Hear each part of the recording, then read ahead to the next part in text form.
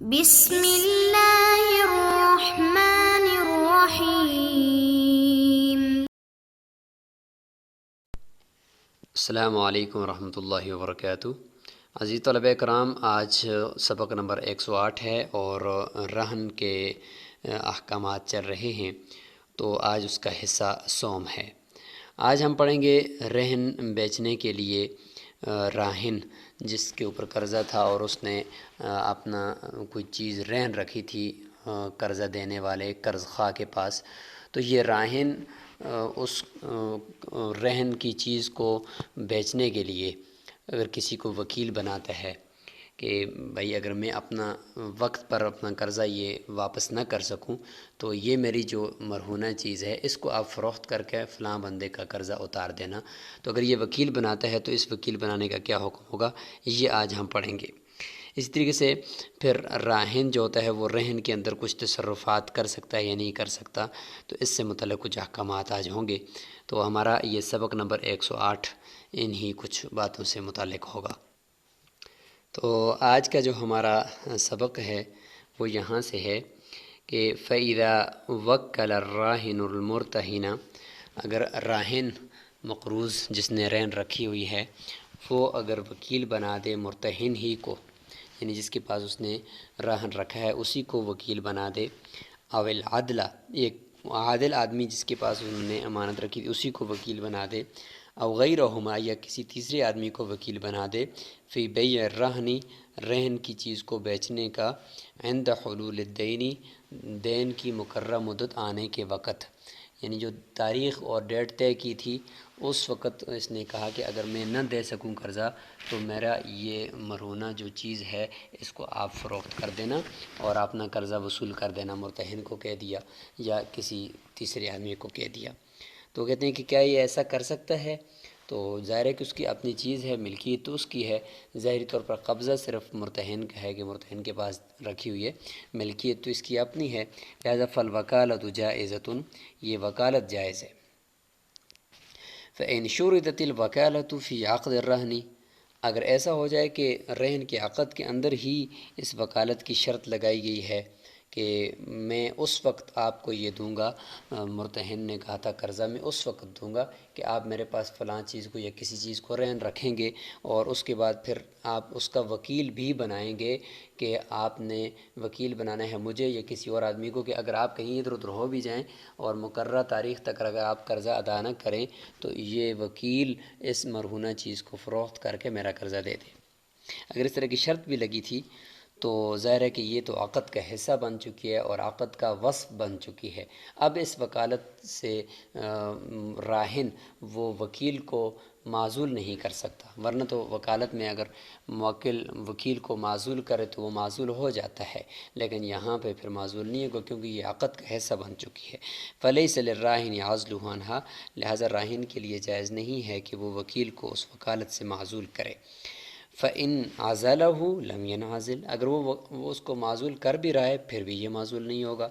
وَإِنْ مَاتَ الرَّاهِنُ لَمْ يَنْعَزِلْ أَيْضًا، اگر راہن مر بھی جاتا ہے نا پھر بھی یہ وکالت سے یہ وکیل معزول نہیں ہوگا، کیونکہ مرتہن کی رقم اور اس کا قرضہ تو باقی ہے نا، لہٰذا اس کا قرضہ جب تک وصول اس نے نہیں کیا اس وقت تک یہ وکیل معزول نہیں ہوگا، اسی مرہونہ چیز کو فروخت کر کے مرتہن کا قرضہ ادا کرے گا۔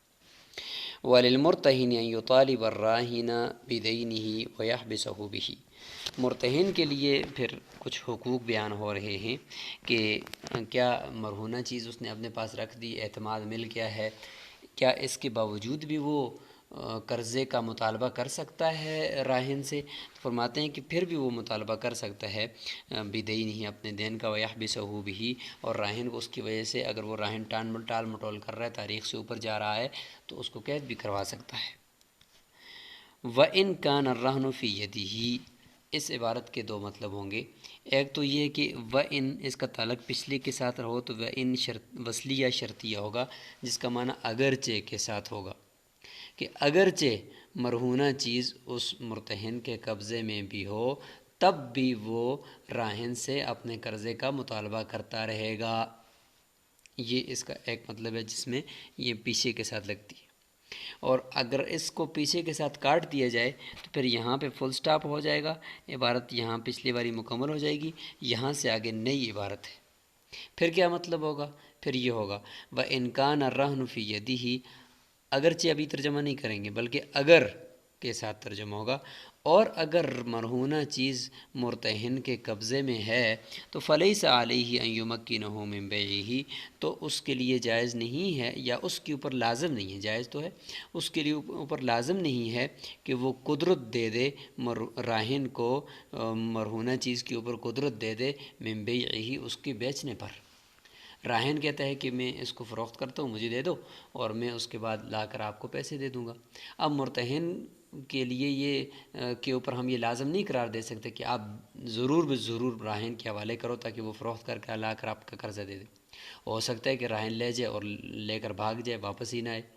تو اس لیے مرتہن کے اوپر ہم لازم تو نہیں کرتے، لہٰذا ہم یہ اس کو طریقہ بتا دیتے ہیں کہ جب تک آپ ثمن اس مرہونہ چیز کا وصول کر کے اپنا قرضہ نہ لے لو، قرضے میں سے نہ کاٹ لو، اس وقت تک آپ مرہونہ چیز اس کو مت دو۔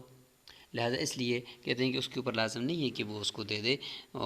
حتیٰ یقبض الدین، یہاں تک کہ وہ دین کے اوپر قبضہ کر لے، من ثمن ہی، اس کی چیز کی ثمن سے۔ وہ سیدھا سیدھا کہہ دے کہ بھئی جا کر میں لے اس کا ثمن جو ہے نا، جتنا بنتا ہے، جتنی کہ آپ بیچو گے، وہ ثمن پہلے لے کر آؤ، وہ میرے ہاتھ میں تھما دو، پھر میں یہ مبیع جو مرہونہ چیز آپ کو دے دوں گا۔ فَإِذَا قَضَاهُ الدَّيْنَ، پس جب راہن مرتہن کا وہ قرضہ ادا کر دے گا ثمن سے، قیل لہو، تو اب کہا جائے گا مرتہن کو کہ اب جو ہے نا آپ واپس کر دو، اس کی جو مرہونہ چیز ہے وہ اس کے حوالے کر دو۔ تو اب جو ہے وہ اس کے حوالے کر دے گا، سلم الرہن الیہ، اب رہن کو مرراہن کے حوالے کرو۔ یہاں تک یہ بات ہو گئی تھی کہ راہن اگر اجازت لے کر جاتا ہے تو مرتہن اس کو اجازت نہیں دے گا اس کے بیچنے کی جب تک ثمن وصول نہ کرے۔ اگر راہن نے مرتہن کی اجازت کے بغیر چیز کو فروخت کر دیا، راہن مرتہن کے پاس گیا، دیکھا تو مرتہن گھر میں نہیں تھا، تو وہاں سے اپنی اٹھائی چیز اور جا کر بازار میں فروخت کر دی، تو کیا یہ اس کی خرید و فروخت درست ہوئی؟ تو فرماتے ہیں کہ وَإِذَا بَاعَ الرَّاهِنُ الرَّهْنَ بِغَيْرِ إِذْنِ الْمُرْتَهِنِ، اگر راہن مرہونہ چیز کو مرتہن کی اجازت کے بغیر فروخت کر دے، فالبیع موقوف، لہذا بیع یہاں پہ موقوف ہوگی، کیونکہ اس نے ایک ایسی چیز کو فروخت کیا ہے کہ جو اس نے دوسرے کے ہاتھ میں امانت دی تھی، اور امانت بھی ایسی کہ اگلے نے اپنے قرضے کے عوض میں اس کو روکا ہوا تھا، تو قبضہ اس کا تھا، ملکیت تو اس کی تھی لیکن قبضہ اس کا تھا، تو اس کے قبضے کو توڑ کر یہ اعتماد کو ٹھیس پہنچا کر یہ فروخت کرنے جا رہا ہے، لہٰذا یہ اس کی بے نافذ نہیں ہوگی۔ ہاں اگر مرتہن آ کر اجازت دیتے ہیں تو نافذ ہوگی، ورنہ نہیں ہوگی۔ فَإِنْ أَجَازَهُ الْمُرْتَهِنُ، اگر مرتہن آ کر نافذ کرتا ہے، جازہ، پھر درست ہے۔ اور اسی کی صورت میں ایک دوسری صورت بھی ہے کہ راہن مرتہن کو اس کا قرضہ دے دیتا ہے تو پھر بھی جازہ، پھر بھی ٹھیک ہے۔ وَإِنْ قَضَاهُ الرَّاهِنُ دَيْنَهُ، راہن کہتا ہے کہ بھائی کوئی بات نہیں، میں نے فروخت تو کر دی ہے لیکن یہ والا اپنا قرضہ لے لو اور درمیان سے تم نکل جاؤ، میری چیز ہے، میں فروخت کرتا ہوں، تو جازہ یہ بھی درست ہے۔ تو دو صورتوں میں پھر یہ بھی درست ہو جائے گی، مرتہن اجازت دے دے یا راہن مرتہن کا قرضہ دے دے۔ یہ تو تھا بے کا مسئلہ کہ جس کو موقوف آپ کر سکتے تھے نا اجازت پر، لیکن اسی کے برخلاف اگر دوسری طرف راہن نے اپنا ایک غلام رہن رکھا ہوا تھا اور مرتہن کی اجازت کے بغیر اس نے اس غلام کو آزاد کر دیا، اب آزاد کرنے کا جو لفظ اس نے منہ سے بولا ہے وہ لفظ تو واپس نہیں آ سکتا، نہ وہ موقوف ہو سکتا ہے، لہٰذا وہ ایک دفعہ نکل گیا تو غلام آزاد ہو گیا۔ اب ظاہر ہے کہ مرتہن کا نقصان ہو گیا، اب کیا کریں؟ تو اب دیکھیں گے کہ یہ راہن غریب ہے یا امیر ہے، اگر امیر ہے تو الگ حکم ہوگا، غریب ہے تو الگ حکم ہوگا۔ چلتے ہیں جی، دیکھتے ہیں۔ وَإِنْ أَعْتَقَ الرَّاهِنُ عَبْدَ الرَّهْنِ بِغَيْرِ إِذْنِ الْمُرْتَهِنِ، راہن نے غلام، مرہونہ غلام کو مرتہن کی اجازت کے بغیر آزاد کر دیا، نفذ عتقہ، تو اس کی یہ آزادی تو نافذ ہو جائے گی۔ آزادی ایسی چیز ہے کہ منہ سے الفاظ نکل گئے تو یہ واپس پھر نہیں آتے، نافذ ہو جائے گی۔ فَإِنْ كَانَ الرَّاهِنُ مُوسِرًا، پھر اگر راہن امیر ہے تو والدین حالاً، اور دین جو ہے وہ ابھی اس کی ادائیگی لازم ہو چکی ہے، یعنی اس کی مقررہ تاریخ بھی آ گئی ہے دین کی، اور دین بھی ابھی دینا ہے، اور ساتھ ساتھ جو ہے وہ راہن امیر بھی ہے، تو ہم کہتے ہیں کہ بھائی سیدھے سیدھا اپنا مرتہن کو اپنا قرضہ وصول دے دو، اور مرتہن اپنا قرضہ وصول کر لے۔ حالاً، اگر دین ابھی بھی دینا ہو تو طولب ادا ثمن، لہذا راہن سے مطالبہ کیا جائے گا ثمن کی ادائیگی کا۔ وَإِنْ كَانَ مُؤَجَّلًا، اگر دین مؤجل ہے تو اخذ منہ، لی جائے گی راہن سے قیمت العبدی، اگر اخذ کہیں گے تو قیمت العبدی پڑھیں گے، اور اخذ کہیں گے تو قیمت العبدی پڑھیں گے۔ لے لے گا مرتہن، یا ٹھیک ہے قاضی ہے تو قاضی لے لے گا، یا مرتہن کی طرف ضمیر راجع ہوگی کہ مرتہن لے گا راہن سے غلام کی قیمت، اور ابھی تو چونکہ دین دینا نہیں ہے، وہ 1 مہینے بعد مثلا دینا ہے، اس کی مدت باقی ہے، تو فجعلت رہنا مکانہ، لہٰذا وہ جو قیمت ہوگی غلام کی وہ رہن ہوگی وہ مرتہن کے پاس۔ کب تک؟ حتی یحل الدین، یہاں تک کہ دین کی مقررہ تاریخ پوری ہو جائے، پھر جو ہے وہ اس میں آپس میں دین کو ادا کرنے کے بعد وہ قیمت واپس کرنا چاہیں یا اسی کو دین میں کاٹنا چاہیں تو پھر کریں گے۔ یہ تو تھا کہ امیر ہو۔ اگر مرتہن ایسا ہے کہ وہ امیر نہیں ہے بلکہ وہ غریب ہے تو پھر کیا کریں؟ اگر وہ غریب ہے تو کہتے ہیں کہ اس میں پھر ایک صورت تو یہ ہے کہ غلام کو کہیں گے کہ چونکہ آپ کو تو آپ کے مولا نے آزاد کر دیا ہے، اور وہ اس کو نقصان ہو گیا، وہ خود بھی غریب ہے، اب آپ اس کے ساتھ تعاون کرو، اور تعاون یہ ہے کہ آپ اپنی جو تیری قیمت بنتی ہے اس قیمت میں سعی کرو، مزدوری کرو، اور اپنی قیمت ادا کرو، تاکہ اس کے اوپر سے بھی بوجھ کم ہو جائے، مرتہن کا قرضہ بھی ادا ہو جائے۔ وَإِنْ كَانَ مُعْسِرًا، اگر امیر ہے، غریب ہے راہن، استسعی العبد یا استسعى العبد، دونوں طریقے سے پڑھیں گے، لہٰذا مرتہن جو ہے وہ سعی لے گا، یعنی مزدوری کروائے گا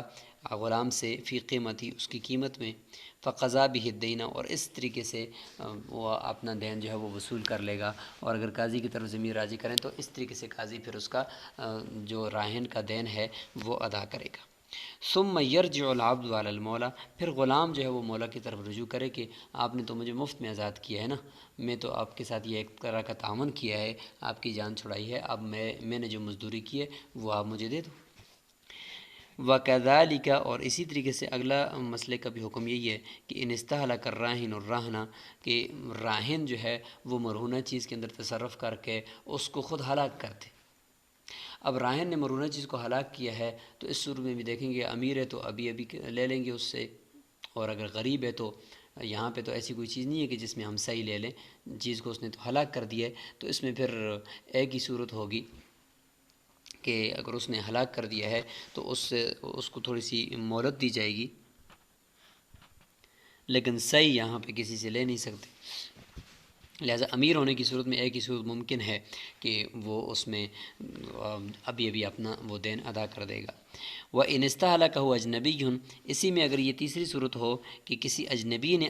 ہلاک کیا ہے اس مرہونہ چیز کو، تو اس میں تو راہن کی غلطی نہیں ہے، لہٰذا مرتہن نے حفاظت کرنی ہوتی ہے نا، چونکہ اس کے پاس امانت رکھی ہوئی ہے، لہٰذا فالمرتہن هو الخصم فی تضمینہ، لہٰذا اس اجنبی آدمی کو ضامن بنانے میں جو کیس لڑے گا، جو خصم ہوگا، مد مقابل ہوگا، وہ مرتہن ہوگا، راہن نہیں ہوگا۔ فَيَأْخُذُ الْقِيمَةَ، لہٰذا مرتہن جو ہے وہ اجنبی آدمی سے قیمت لے لے گا، فَيَكُونُ الْقِيمَةُ رَهْنًا فِي يَدِهِ، لہٰذا اس چیز کی قیمت جو ہے وہ مرتہن کے پاس رہن ہوگی۔ وَجَنَایَةُ الرَّاهِنِ عَلَى الرَّهْنِ مَضْمُونَةٌ، اب کچھ جنایات کا ذکر ہو رہا ہے کہ اگر راہن آ کر وہ مرتہن کے پاس مرہونہ چیز پر کوئی جنایت کر لیتا ہے، اس کو کوئی نقصان پہنچا لیتا ہے، تو وہ جنایت الراہن علی الراہن مضمونۃ، اس کی ضمانت دی جائے گی راہن کی طرف سے، وہ جنایت المرتہن علیہ، و جنایت المرتہن علیہ، اور مرتہن کی جو جنایت ہے وہ اس کے قبضے میں تھی اور اس نے اس کو ہلاک کر دیا یا استعمال کر دیا، تو اب مرتہن سے ہم کس طریقے سے ضمان وصول کریں گے؟ تو وہی ما قبل کی طرح جو حکم ہے کہ مرتہن سے ہم یہ کہہ دیں گے کہ گو نے اپنا قرضہ وصول کر لیا ہے جی، کیونکہ آپ نے چیز کو ہلاک کر دیا ہے، لہٰذا گویا کہ آپ نے اپنا قرضہ وصول کر دیا، تو اس لیے کہتے ہیں کہ تسقط من الدین بقدرها، لہٰذا دین سے اس کی بقدر ساقط ہو جائے گا۔ وجنایت الرہنی علی الراہنی، اب یہ کہ تیسری جنایت ہوتی ہے